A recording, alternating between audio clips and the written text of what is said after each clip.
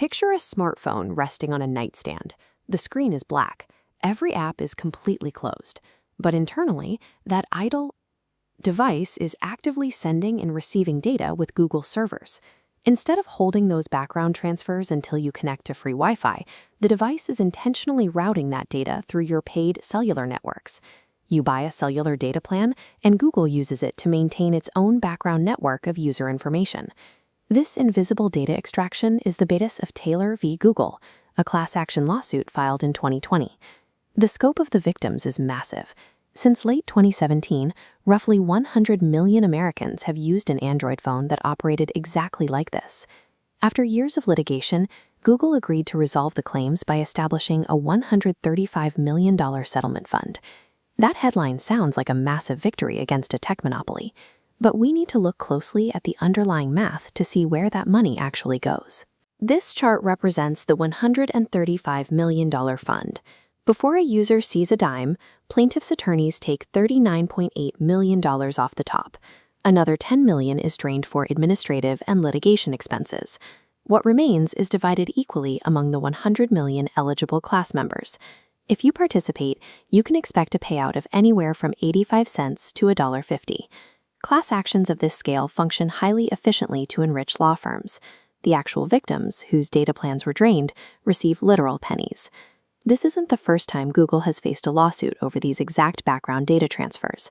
An earlier case, Supo v. Google, covered the exact same behavior, but the class was limited exclusively to residents of California. Unlike the federal case, the California plaintiffs went to trial.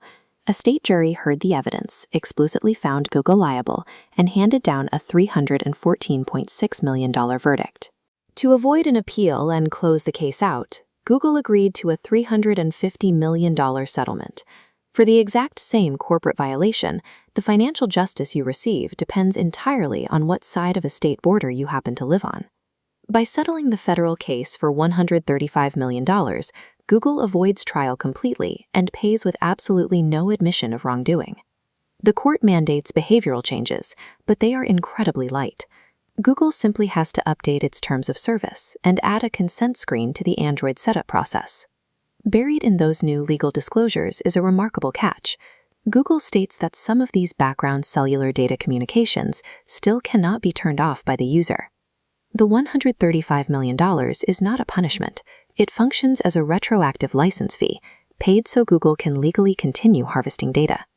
To understand how little that fee hurts, look at the scale of the defendant. Google's parent company, Alphabet, generates over $350 billion in annual revenue. This animated diagram shows that $350 billion revenue as a massive circle. That barely visible speck next to it is the $135 million settlement. By contrast, the European Union's GDPR model can levy fines up to 4% of a company's global revenue for privacy violations. When an American settlement can be effortlessly absorbed by a quarterly balance sheet, it fails to deter the behavior. It is simply categorized as the cost of doing business. If you live in the US outside of California and used an Android phone on cellular data since November 12, 2017, you are automatically included in this federal class. You don't need to submit a claim form to prove your damages, but you do need to visit the official settlement website and select a payment method before the June 23, 2026 hearing. Your payout will likely hover around a single dollar. Claiming 85 cents won't make you rich.